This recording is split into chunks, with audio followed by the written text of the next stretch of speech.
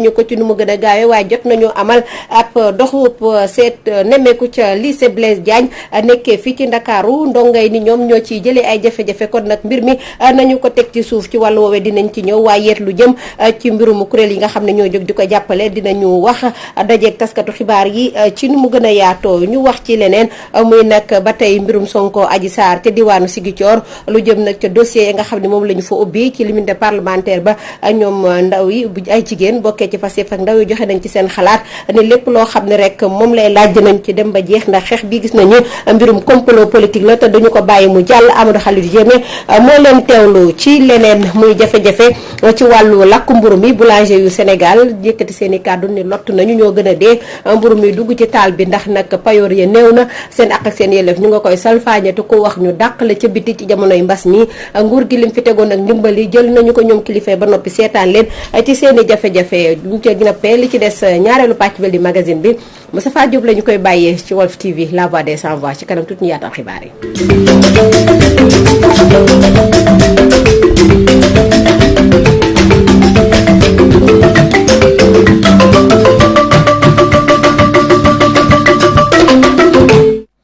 dal leen ak jàmm gannaaw bu ñu gàllankooree njàng mi ay bisu lëmm waa G20 ñu bari ca jàngalekat yi topp leen ci ndax nag seen naataango bii di Dàmbo ñu tegoon ko loxo ñu dem seeti lycée Blaise Diagne ñi nga xam ne ñooy ndongo yi ni dañoo bëgg coow lu jeex ndax ñoom jàng rek la ñu bëgg lu ci gën a métti ci ñoom lay dal Mamou Diaby lañ fay teewlu. altine ji am na cay jàngalekat ya nga xamante ne dañoo banque seen yoxo ñoom nag dañoo daal di wegg journée morte ba nga xamante ne moom la waa CUSEMS ak G20 daal di décrété ñooñee lu ñuy sàkku rek moo di ne ñu bàyyi ci lu mu gën a gaaw seen naataangoo ya nga xamante ne dañ leen teg loxo ci lu ñeel bi rupp Adji Sarr ak kii di Ousmane Sonko ndongo ya nga xamante ne ñoom lañ jot a sëqal ab waxtaan ñoom nee nañu li ni mel baaxul ci seen njàng mi. en tant que élève ñu ko gisee de mooy journée morte bi du ñu arrangé quoi ñun élèves yi moo tax gouvernement bi ak syndicat yi dañu koy trouver terrain d'entente pour élèves yi bañ ci am ay conséquences quoi. journée morte bi arrangé wuñ de sérieusement arrangé wuñ. bien vrai am na yeneen classes yu def cours mais ñun defuñu cours. daaw tamit jànguñu dara presque mën naa ne ay 4 mois 5 mois lañ jàng ci année bi ñu tëj école yi à cause du coronavirus. nu ñu defee grève ni arrangé wuñ dara parce que déjà semaine prochaine ñu ngi waajal compo suñuy grève nii duñu réviser dara. Aliou Thiam bokk ci CUSEMS daal nañu xamal ne ni moom wegg na la nga xamante ne moom la syndicat daal di wax waaye taxut nag jot na yëkkati ay kaddu jëmale ko ñi ngànk gouvernement bi ak askan wi. ñu ne un enseignant bu ñu jàpp fële au niveau de Cabrousse fekk ko classe am jàpp ko ma ne même bu dee doonoon def politique mën nañ xaar ba mu génn école bi ñu fekk foofu jàpp ko sur le terrain politique ou bien fekk ko gërëm jàpp ko mais pas à l'école. waaye c'est genre humiliation la bu ñu def pour tout le corps professoral donc on a fait un mouvement de soutien d'humeur mais pour ñu liggéey réew mi bàyyi wax ji bëri ji Sonko Adji Sarr mais du yoon ñu paralyser tout son pays wax soo ba ngoon état bi moo war a jël ses responsabilités population bi aussi xool seen bopp xool lan mooy intérêt réew mi ñu dox ko. te lycée Blaise Diagne donte sax am na cay professeur yaa nga xamante ne jàngalewuñu niki altine ci ndaxte li ñuy sàkku moo di ne ngir ñi bàyyi jàngalekat ya nga xamante ne dañ leen teg yoxo jamono ci waaye am na cay enseignant yaa nga xamante ne ñoom wéyal nañu di amal ay cours ca classe yi naka noonu yi la jàngalekat sax ñoo ngi ñaax gouvernement bi ak ña nga xamante ne ñoom ñoo ŋànk kuréel yi ëmb jàngalekat yi ñu indi ab saafara ci mbir mi ci lu ma gën a gaaw. Mamou Diaby Gassama li waraloon waa G20 génn ci classe yi di teg loxo gu ñu tegoon loxo Dame Mbodj bi di jàngalekat ak waa kii di Karim Xumxa ci samedi bii ñu weesu bañ doon amal ab manifester tey jii ci ngoon la ñu leen bàyyi ñu ñibbi seeni kër ca commissariat central ñu bari ñu fa tegoon loxo ñu ngi leen di déglu jàpp nañu ne dinañ leen bàyyi ñu ñibbi seeni kër ci boobule manifester duñu fa fanaan tey jii ci jàpp yi ca Cheikh Anta Diop bu Ndakaaru étudiants yi fa nekkit ñoom naqarlu nañu ko nit ñi nga xam ne dañoo bokkee ci Pastef Ousmane Sonko ñi bokk ci FRAPP ñi ci des ci parti boobee ñuy def FDS Y'en a marre nañu leen bàyyi ñu ni mu gën a gaawee ñu dem ci seenum njàng.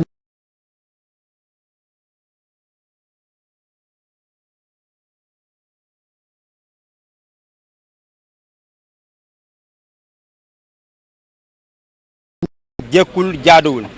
jàpp bi ñu ko amal mooy service sécurité kudd bi nga xamante ni moom moo nekk ci biir université Cheikh Anta Diop de Dakar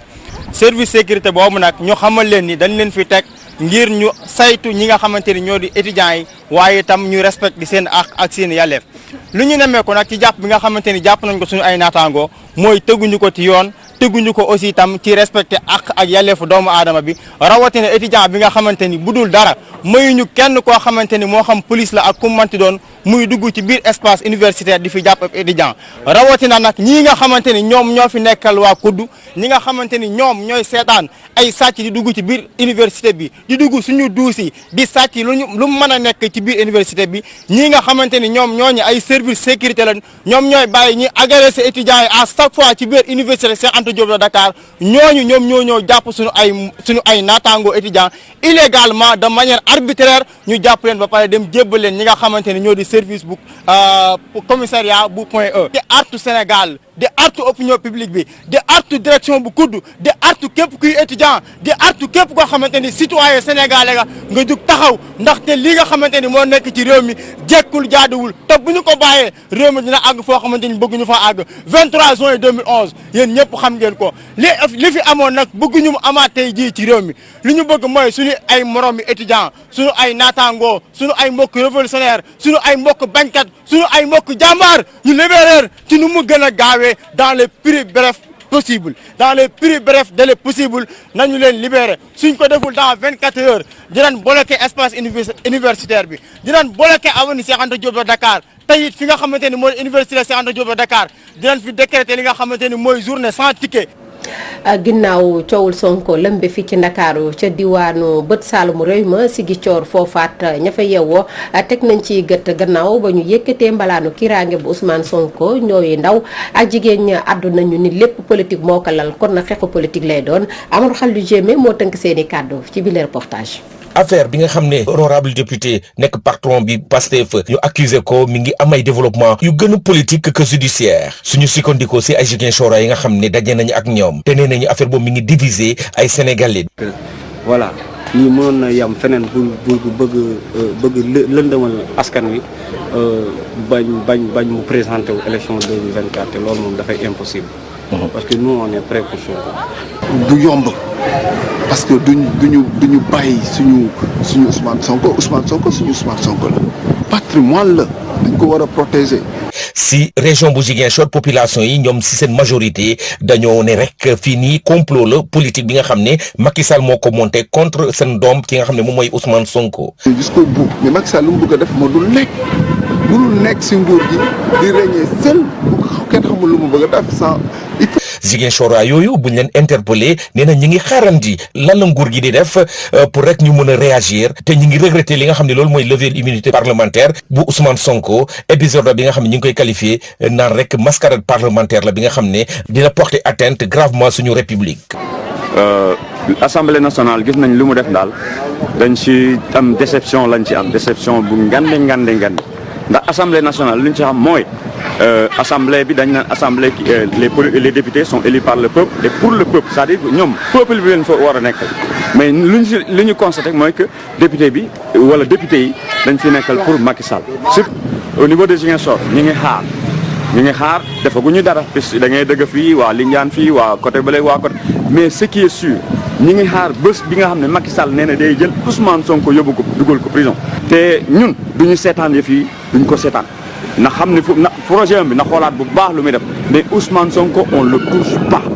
Cheikh Tidiane Gueye nekk coordonnateur plateforme Avenir Sénégal bu ñu bëgg depuis Ziguinchor moom dafa yëkkati kaddu di ñaax Macky Sall. dañoo dem ba jàpp ni nekkatuñu adversaire waaye daanaka ay ennemi politique la ñu nekk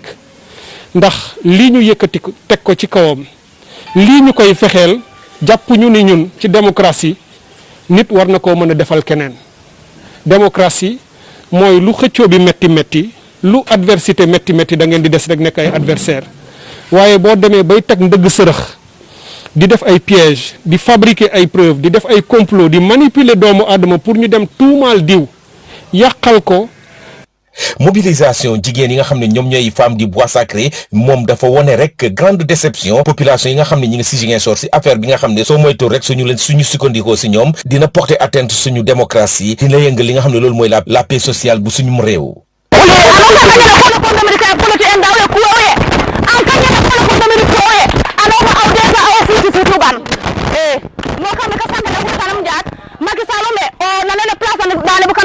mandat da sole bare les 2 mandats on ka exiger mandat de 3e mandat la pa bajo ci dale ageri be bajo population yooyu tamit dañoo réagir ci question yu scandaleuse yi nga xam ne dañu ne rek policiers yi ñoo ko doon posé ay manifestants yi ñu jàpp ci Ousmane Sonko foofu ci Dakar di leen laaj rek ndax ay joolaa la ñu wàll loolu mu doon li nga xam ne ñu ngi koy ñaawlu bu baax fii ci Ziguinchor Amady Khalilou Diémé Ziguinchor pour la radio télévision Walfadjri. Amadou Khalilou Diémé dañuy dellu ci Dakar wutali banlieue bi foofa ñuy yëngu ci wàllu mburu mi boulanger yi ñoo mer ne am nañu jafe-jafe seen liggéey daanaka ñoo gën a lottu mburu mi ñuy dugal ci four bi ndax lañ leen di fay jaadootul seen ak seen yelleef salfaaje nañu ko te ku wax ci jamonoy mbas bi ñu dàqale ci biti ndimbal ya kilifa yi jël nañu ko bàyyi leen seen loxoy neen Théodore Semedo moo ci waxtaan ak Ibrahima Djité lii la ko jot a dee. secteur boulangerie métti na métti bu nga xamante ne suñu condition de vie benn baaxul suñu salaire yi benn baaxul ba pare emploi yu bëri ñoo ngi ci biir secteur bi journalièrement la ñuy liggéey amuñu contrat amul embauchement ma jàpp ni loolu war naa mën a jeex ci biir réew. ba tax na nag ñuy woowaat encore une fois gars yi waxaat leen suñu baram bi fi nekk tamit depuis ñun avant ñuy judd ñun baram bi fi nekk ba ou bien avant ñuy dugg ci secteur bi baram bi fi nekk ba tey ñoom ci loolu la ñuy sukkandiku di ci fay ñun ba tax na ñu bëgg en même temps ñu changer indil ñu baram yu bees di waxaat encore une fois sénégalais ak nguur gi secteur boulangerie tey bu bonee mbaa mu am faay man jàpp naa ne am na ñetti bànqaas yi nga xam ne tamit ñooñu ñoo war a xayma secteur bi daanaka bànqaas yooyu ñoo gën a yàq secteur bi lii di inspection de travail IPRES caisse sécurité sociale jàpp naa ne tey bu ñu defoon lii leen war mbaa ñu taxawoon ci jafe-jafe sénégalais ak liggéeykat yi amaan na patron yi ni ñu nekkee di foowee askan bi duñ ci dugg ba tax na tamit ñuy waxaat encore boo xoolee période mbas mi li boulanger yi liggéeykat yi jànkonteel ci secteur bi dafa métti li ñuy jànkonteel ci secteur bi dafa métti benn ñu ci amul contrat ñoo ëpp que ñu ci am contrat c'est day seen contrat yi dara baaxu ci benn valable ci nga xool période mbas bi ñuñ ci arrêté ci seen liggéey dafa bëri ñi ci toog tamit dafa bëri ñi ci dàq dafa bëri te mujjul fenn parce que lan la amuñu fenn fu ñuy sukkandiku mooy ñetti bànqaas yooyu ma la tudd noonu amuñu ñemew ñi tem di fa joyetu suñu ak suñu yeleef parce que bu ñu demee ñoom ëllëg ñu ànd ak néew doole yi ànd ak liggéeykat yi mais dañuy mujj obligé ànd ak patron yi. ca Grand Yoff askan wuy laaj direction wàllu protection civile fu ñu nekk mooy ñiy saytu bâtiment yu màgget yi ba nar a nërmeelu ci askan wi yu bari kenn dëkkeetu ko yii ñu ngi ko dëkkee toj na ba ngaa ŋàpp bis mën naa ñëw mu juri ko ci seen kaw ay jëye am fa fu ñu nekk nañu liggéey moom la ñuy xaar ci ñoom Fatou Bintou Diouf moo fa jot a dem yenn ci seen i kàddu la indaale. war nañ ko mën a wax parce que ñun boo xoolee ñun presque mois bee passé rek jóge nañ ci fii nii am na suñu benn bâtiment boo xam ne dafa lakk mois bi passé nii bii ñu génne nii parce que boo xoolee tamit lu nga wax tamit effectivement dëgg la quoi parce que gars yi war nañ ci jóg parce que da ci war a jël charge am xoolaat bâtiment yi parce que ay risque la. buñ fi toogee nekkal fi seen bopp lu jëntiwuñu doomu aadama yi chaque jour ci ay problème rek la ñuy dëkk ndax ñu ngi gis kër yi nga xamante ni danoo dem ba màggat ñu bàyyi ay nit ñu fay dëkk te ñu xam ne fii lii màggat na date bi jeex na ñu bàyyi nit ñi ñu dëkk fa xam nga loolu du yoon. non man mën nañ ko wax mais je ne suis pas protégé man li ma sentir man protégé amul parce que ñu war a protéger xëy na kon déjà rek li ma la mën a wax moom mooy ñun suñu biir ñoo jàppale